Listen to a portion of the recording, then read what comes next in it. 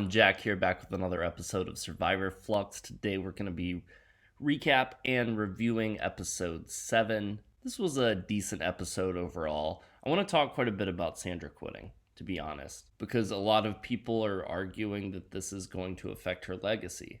Do I think it's going to affect her legacy? Absolutely. Is she still a 2-time winner? Absolutely. But first off, you have to look at someone who's played multiple times. Say like Colby, he was great in his first season, second season Australian Outback, and then he didn't do so well in All-Stars, and then he just seemed like defeated and tired throughout Heroes vs. Villains. And so when I think of Colby, personally, like I have this little twinge of like, it took a little bit away, his second 2 times playing, took a little bit away from how I viewed him before. And then someone like Tyson, if he had only played twice, pulled his dumb move in Heroes vs. Villains, then that's kind of how I would remember him. And then he wound up winning his 3rd season. And so I think of him in that upper echelon. So Sandra quitting, it does affect her legacy. Is she an outright quitter? No, I want to go over the types of quitters there have been in the past and kind of rank them as far as how bad I think they are as far as quitting. Definitely not going to count people like Brandon Hance and Jeff Varner because they actually did get votes. People who quit because of family issues back home. Jenna in All-Stars, Terry in Second Chances. That's pretty acceptable in my mind. But they did wind up quitting the game because of that. Next would be asking to be voted out. It's kind of lame, you know. Say like Janu in Palau asking to be voted out over Stephanie. I was glad she did that, but also I don't like Janu and think of her as a quitter. Then people who quit because of medical issues but were not medevac, like Colton. Basically, they thought something was wrong with them. They definitely felt something, had pain, and felt that they should be pulled from the game because of that. And then pre-game quitters, such as in Fiji, it's the only season actually in 40 seasons that ever had an odd number of players. They had 19 because the 20th player quit after getting to Fiji. She had panic attacks. I don't want to say anything bad as far as like people's mental health and that kind of thing, but everyone's panic going in. And she changed the game by not entering the game. And she took a spot away from someone who might have been able to get past those pre-game jitters. And then we have edge quitters. We have 3 edge quitters in the 2 seasons we've had edge so far. We have Keith and Wendy in season 38. And then we have Sandra now in season 40. Look, I loved Wendy, but her leaving edge definitely tainted. Like, you would think if you get out there, you would do anything to be there. Which leads me to a point about Sandra.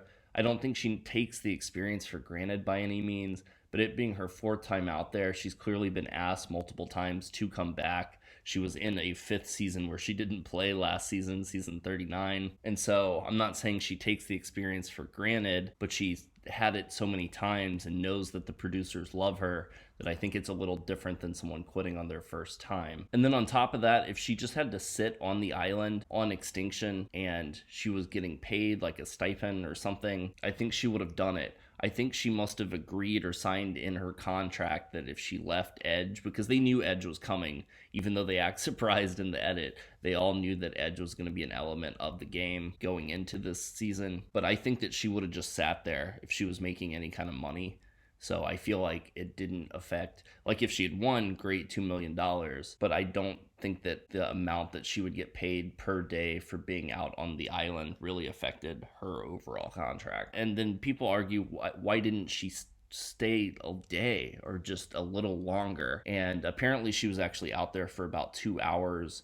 It's hard to tell in the edit, but in real time, I guess she was out there about 2 hours before deciding to raise the flag and quit. But I do feel that the same way. Like, why couldn't she just maybe wait a day and see exactly how things played out? And it's almost like she thinks losing in the challenge to get back, which was clearly coming soon because there are so many people on extinction at this point. It's almost like she thought that losing that challenge would be more embarrassing in some way than raising the flag and quitting. She was in 2 seasons back to back and only got 2 weeks in between those 2 seasons back at home. So that definitely has to be exhausting. Not excusing her quitting necessarily, but I don't consider it just the same as an outright quit. Someone who outright quits is someone who just throws in the flag and says they can't or don't want to play anymore. And so Sandra, I think, fought hard, tried to do really well this season, got voted out on day 16 twice now, won the game twice now, and I think she's just done. She says she's retired. We'll probably see her back in 5 years or something like that. But quitting from the edge after getting your torch snuffed is not the same as outright quitting. She played a hard game, because a lot of people don't think that the game should exist, these twists where people can come back after getting their torch snuffed. Well, if you quit after you get your torch snuffed, then it should be looked at differently as well. So that's my opinion on it. It's gonna affect her legacy, definitely. Did she still win 2 times? Definitely. And she says, like, right as she's parting, I'm still the queen and I'll always be the queen, or something to that effect. And something it got me thinking about is the fact that if a guy wins this season, then she will still be the only 2-time female winner.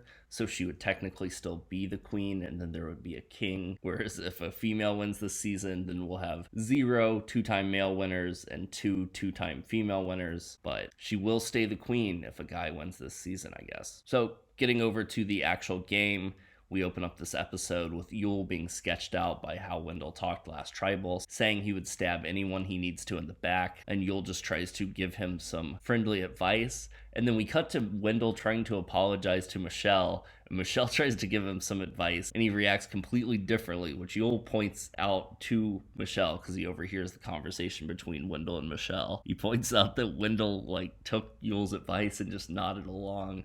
And then with Michelle, he was like super defensive about his game. Like, they've both won once and recently, and he doesn't want to be talked down to. And we also find out Michelle gave Wendell one of Parvati's tokens, I guess, for keeping Michelle. I don't really understand why Michelle gave one of Parvati's 3 tokens to Wendell, but it was, I guess, supposed to show solidarity. But then oddly, we cut back to Edge of Extinction. So out of 3 segments, this is our second Edge of Extinction. And we see Parvati trying to keep Ethan's spirits up. He's worried about his body, which is definitely understandable. Really shows how close Ethan and Parvati are, not only on the island, but off the island as well. They're really, really close friends. And then we have a free-for-all search for tokens. Tyson finds 1.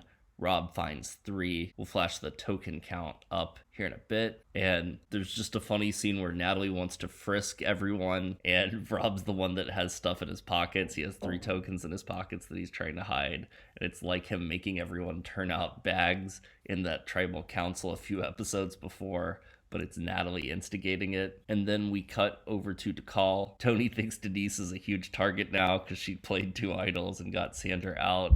I mean, it was a huge move, but Tony just now thinks Denise is like a great shield for him. And we see that Jeremy still thinks that Tony's the biggest threat, which makes a lot more sense. I'm always so glad when this tribe doesn't go to tribal, because I'm so worried about Tony. Because, like, we see that they're merging in the next episode, which I think is better for Tony if this tribe had to go back as it is, because I think Tony would definitely be the next one picked off. Because we see Kim and Denise talking, and even though Kim voted against Denise in the last episode, it seems like Kim now wants to work more with Jeremy and Denise than she does with Tony. So I think Tony definitely would have been at risk if this tribe had to go back to tribal before the merge, which is coming next week. Now we finally go to the new green tribe: Adam, Ben, Sarah, and Sophie. And this is kind of an interesting dynamic. Adam's sure that Sarah or Ben has the idol. Sarah and Sophie know that Sophie has the idol, which there are only 4 people in the tribe, and Sophie's the one person that Adam doesn't think has the idol. He says he's like never been as sure of anything in Survivor as this, I believe. And then Ben's in an interesting situation because Adam is sure that Ben has or knows who has the idol between him and Sarah.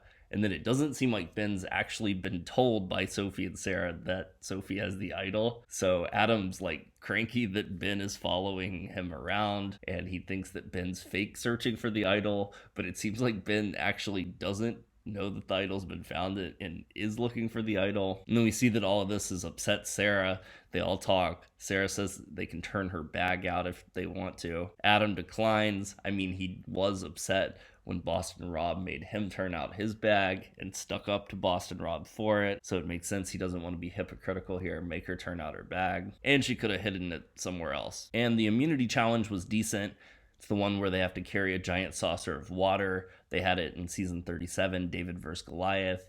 Nick lost it then. Nick loses it again. So Sele, the blue tribe, is going back to tribal. It seems like Wendell is kind of messing around with Jeff Probst as he's putting in the final pieces, trying to call him over as early as he can, and they wind up losing by a second or a couple of seconds. And as we go into commercial, Yul calls him a showboat and a trash talker, and he's been in alliance with Wendell and Nick. So it seemed like clear that Michelle was going to go home in this episode.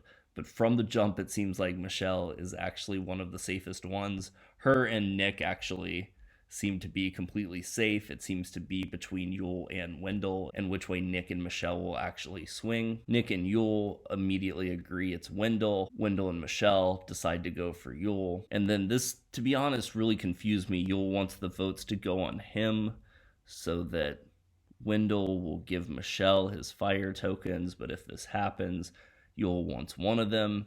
It's weird. He's trying to play like a really new school game as the final old schooler that's actually left not on the edge of extinction, and it winds up kind of seeming to bite him because that's ultimately what seems to make Michelle and Nick suspicious of Yul. And I just gotta mention, going into Tribal, they play this weird rock version of that "I'm coming for you, you better be ready," and it's like I was just like, what is happening? What happened to the Tribal music? But ultimately, we get a 3-1 vote. Yul is voted off. There are rumors of a pregame alliance between the three, Nick, Wendell, and Michelle. So I really wouldn't be surprised, despite seeing all this Wendell-Michelle drama, if they actually had talked and formed an alliance before the game actually started. And Yul was one of my 3 favorites going in. I was definitely disappointed to see him go. And I believe he's the first person who has split up his fire tokens. He gave one to Sarah and one to Sophie. I think everyone else who's left has only had one, or they've given multiple to the same person as they leave. So in the next week on Survivor, we see that it is the merge. We just see a bunch of people throwing out other people's names. Pretty much the merge scramble frenzy feeling, not given a whole lot. But it has been shown that there is an 8-person challenge in the next episode. So I believe that someone from Edge, at least one person, is coming back in the next episode. Rick Devens, the first person ever to come back from Edge in season 38, the only other season that they had it in, came back at the merge, so it would make sense. I do hope they stop doing Edge after this. Everyone complained that Chris won season 38 and was only in the game for 13 days. He was let back in the game 6 days before it ended, I believe on day 33. And so I hope they just let 1 or 2 people back now and then disband Edge. And also, I think that would help avoid the fact that, like, in the original Edge of Extinction, everyone from Edge who stayed on Edge, who didn't quit, was on the final tribal council. So I think that if they disband Edge now, it's definitely going to help avoid someone from Edge getting a leg up by making relationships on Edge as opposed to making relationships in the actual game on their tribe. But thank you guys so much for listening, watching. Please like and subscribe if you haven't already. Comment below. Let me know what you think about this episode. Till next time, peace out.